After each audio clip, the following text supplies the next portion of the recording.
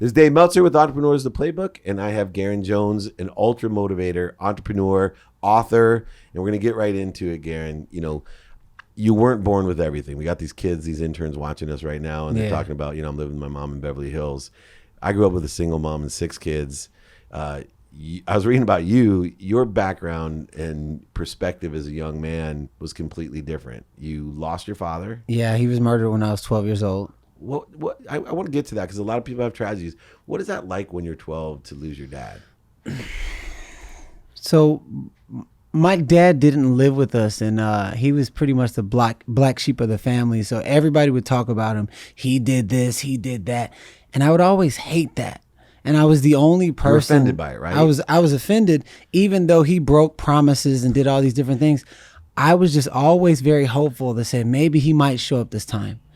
But he was also the very first person to ever take up for me whenever people would say, oh, you can't dance, you can't sing. My dad, drunk and on drugs at a Christmas party. Hey, don't you ever tell my son he can't do anything. Garrain, if you love it, as long as you love it and it makes you happy, you do it. Ding. First person who ever stuck up for me. So in that moment, every time somebody ever talked about my dad, I always thought about the very first person where I felt the impact, someone taking up for me. So when he passed away, I felt like half of me was gone. And that's when I got into trouble, went to juvenile, and did all those crazy things. Yeah, and your mom was into music, though. Wasn't she a DJ or something? Oh, yeah. DJ, you've done your research. Yeah, of course I have. DJ Jazzy Jones, so in my head, it was normal.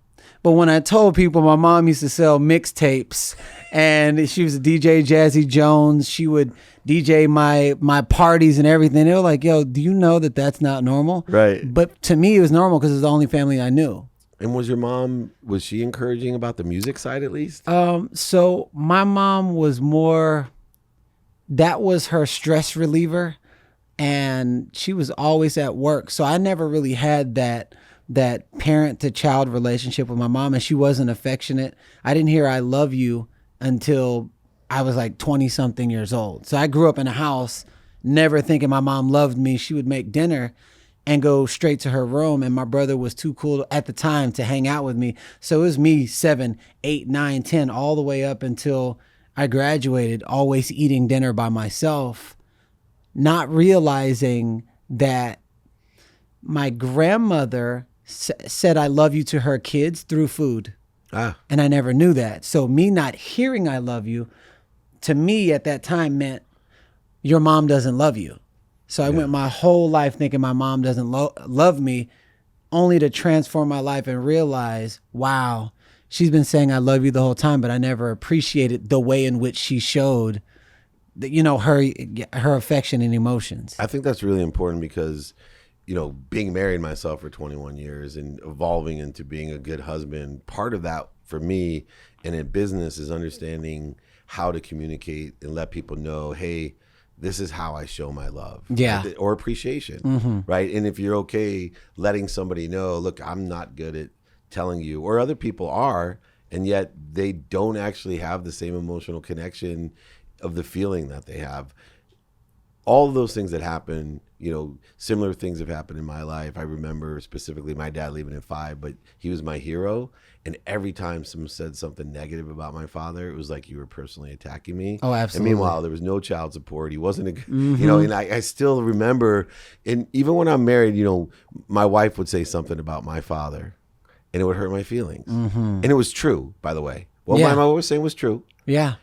Which is fine. But I still, that emotional connection, my dad just passed recently. I totally understood. This is why I asked. But there was a certain amount of anger that because of the way I grew up, of not feeling the things that other kids felt, being jealous, scarce, doing dumb stuff. But I had a chip on my shoulder that I still credit for my success because I've learned to substitute that emotion of fear, of ego with other practical positive things. And you went to jail and you had a catalytic experience in jail. Somebody changed. You were a runner. You loved music. You loved to dance. You loved to write and paint and sketch, right?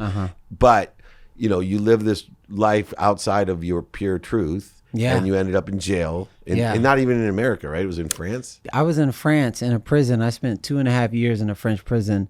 I was in there for a whole year before I got sentenced.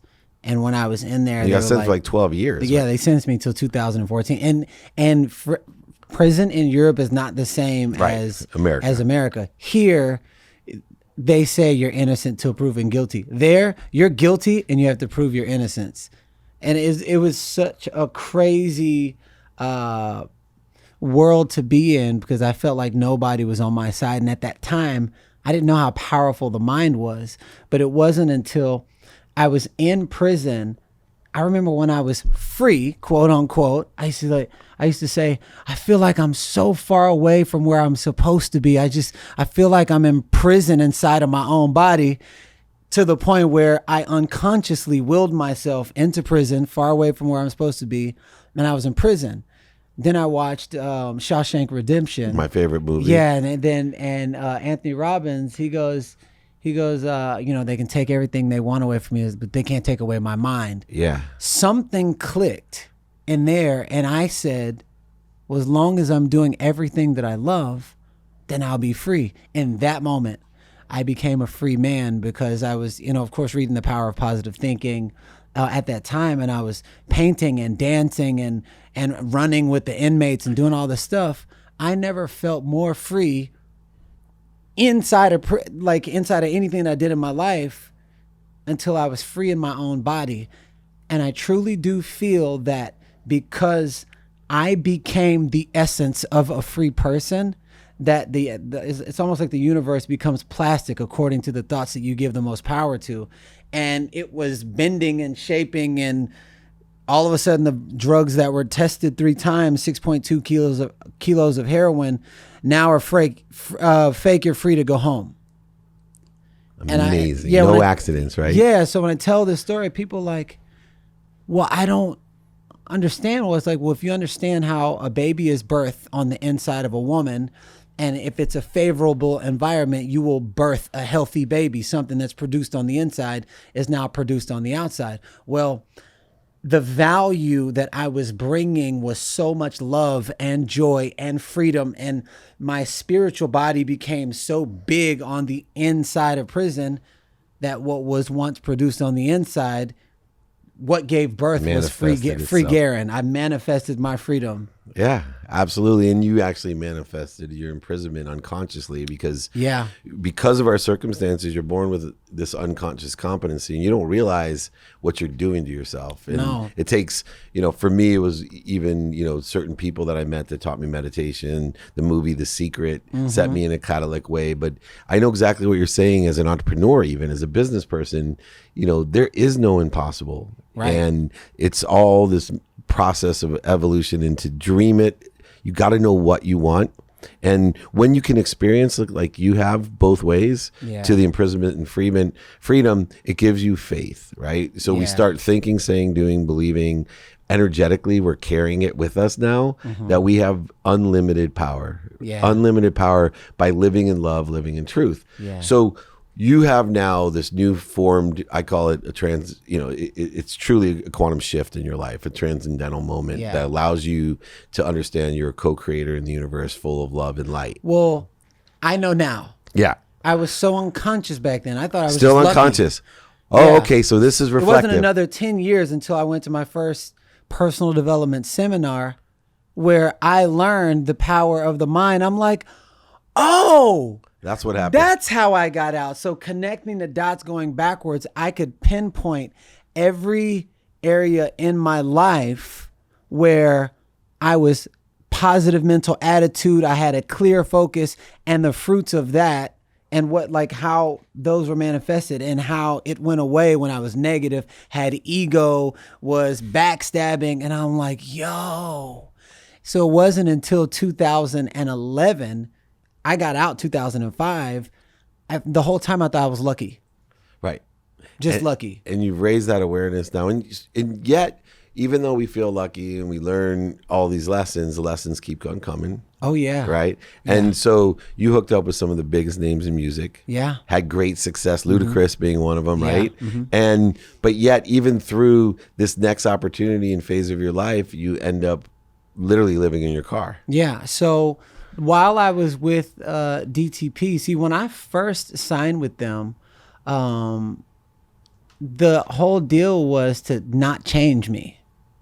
I was very authentic. Clearly, I've been a fashion person, but like wearing what I want to wear my whole life. My music is a reflection. My house, my car, everything is a reflection of my personality. But then when I felt myself changing in order to fit somebody else's perspectives of how they think I should produce music, I'm in prison again. I didn't know that, but I was like, something doesn't feel right. The fans were even telling me, they're like, your music's not the same, but I didn't feel the same. So I took it upon myself to leave, and I said, you know what? I'm gonna do it myself. But myself became this ego, like, no, I don't need help. I don't need this, just myself. But I didn't have any money coming in. And then people in the music industry were, the saying in the industry is, well, everybody's got to pay the price. That means you got to get effed over one so many times. I said, you know what?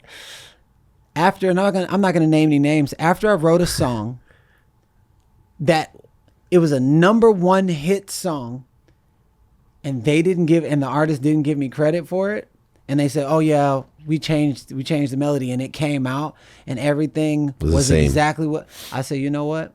Y'all can have this industry, but it's going to eat you alive. I know God put me on this earth to be great and do something. I don't know what it is, but I'm going to figure it out. And that's when I went soul searching. Wow. And that soul searching tested you.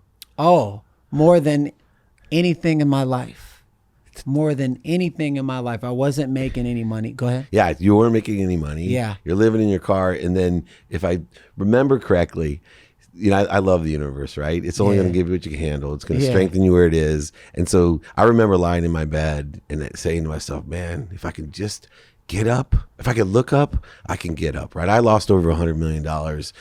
I had everything in the world coming from nothing, except for I was living in ego consciousness, the need to be superior, inferior, separate, all the same things you did. And I remember lying there and I read about you that you were living in your car and they took your car and you're lying in the middle of the street, literally praying that a car is going to run you over with 5 bags of clothes or something like that. So it got to the point where, and this is before I went into the car, where, I know everybody out there at one time or another said, can it get any worse? Yeah. Boom. And it kept getting worse. Don't ask the universe for what you don't want, right? But I wasn't aware of how. It's like plugging in a specific address in your mental GPS system. It'll give you 5 different ways to get there and fast. Yeah. So I wasn't aware of how powerful the mind was. And then whenever I would say, can it get any worse? It did, and it did, and it did, and it did. And I went from couch to couch to couch to girl's house to couch to all I have left is my car. Everything has been taken away. At the time, I didn't know that I felt like God was like removing things out of my life so it can create space to make room for my newest blessings. But at the time, I'm like, everything's been taken away. Why me? Why me? That's when I went to my car. So it was 3:43 in the morning. It was August 11th, 3:43 in the morning. I just had my moment of surrender. It's like I'd been going up and fighting and fighting and fighting. And I was like, okay, I'm tired of fighting. I don't want to fight anymore. I want to be healthy. I want to be happy. I want to be surrounded by nothing but positive people. I just want to inspire people and I want to make a bunch of money, but I want the money to represent something that I passionately believe in that I would do for free. Just show me a sign. And I'm at peak state. Show me a sign. Show me a sign. A week later, I'm at the gas station and a homeless guy comes up to me and he asked me for money. I say, you have more money than me. And he said, change your mindset, change your life. Right there. In that moment, I'd never had a set of words stop me in my tracks. It was a conscious interrupt. And in that moment, I felt like my entire life was a lie. It was something about those words that made me start thinking, change your mindset. So if your mind is set on something, then that's why the result is what it is. So if I do different with the same circumstance, then my life will change. From a homeless dude. From a, I quote unquote, homeless guy. So a lot of times people say, you know, never take advice from people you wouldn't trade places with. The universe will use anybody. Yeah. Universe You don't know will who use the a gatekeeper. rock. Thank you. You do not know who the gatekeeper is. You'll never know. Man, I got a million stories of very successful people that those gatekeepers, the messages come. You don't know where that touch of favor is going to come from. And not to interrupt you, but it put hairs up on my arm because I had that moment and I didn't realize it until now. Right, that sign. I was on an airplane and the lady next to me looked at me and said, "Are you okay?" And went through a diatribe about how I should meditate. And I said, "Why should I meditate? I control everything in my life, right?" And out of arrogance and ego consciousness. And she said, "Well, because I can teach you to vibrate faster," and talked about everything vibrates: earth, plants, animals, humans, light. Sound, light, and then thought. And she said to me the same way. And when you said it stopped me in my tracks, now I know why it changed my life. Because she said, "Do you know what thought vibrates the fastest?" And I said, "No." And she said, "The truth. The truth vibrates the fastest. And I can teach you to elevate your vibration so you can be more aware of the truth." And come on, Dave. And that changed my life. I mean, fire. taking a high competitive, ego, scarce, manipulative, lying, overselling, back-end selling corporate businessman. And in 1 second, I had the same problem that you had. And so many people do, that I unconsciously manifested everything I desired. I was a millionaire 9 months out of law school. But the problem with that is when you desire the wrong things, it comes just as fast. And you're just as unconscious about it. Yeah. Right. And so we can go through these big things. And when the real vision comes, the awareness that, wait a second, this all exists in my mind. Yeah. And I've been given a gift that some people never get to experience what we do, the process of manifestation, in a very rapid and accurate way. Right? For whatever reason. I don't know if it's mutual lifetimes, multiple lifetimes, or lessons that I've learned. But there's a great danger for some of the highest actualizing people in the world. That's why, you know, Harry Potter, you know, J.K. Rawlings, she was homeless. Well, she's a highly actualizing person, right? She was manifesting certain things to give and allow those things to come through you. But we're not victims. Right. And once we know that we are artists of our own creation and that we can put faith in what we want, the one thing that bothers or is a detriment still is other people. Right.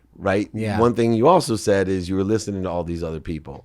All these other people that told me what I should do with my thoughts and my energy and my time, and you should do this and you should, don't shit on me no more. Right. Actually, I'm gonna shit on myself. I get to do this and I get to do that. You don't need prison or another dictator. No. And that's what we do. We put ourselves in our own prisons, and then we allow other people to dictate our lives. Yeah, and then we those end are up the in two their worst prison. things that nobody wants. Nobody wants to be under a dictator or in prison. Right. But we do it to ourselves, even if you live in a mansion. We do it to ourselves, and so it'll be like prison. You'll be in your own prison, and then you'll listen to somebody else on what they think, on what you think they think how you should live your life, and then they'll dictate you in their prison. So you're in prison inside of a prison inside of a prison, and that domestication, there is no celebration of July 4th.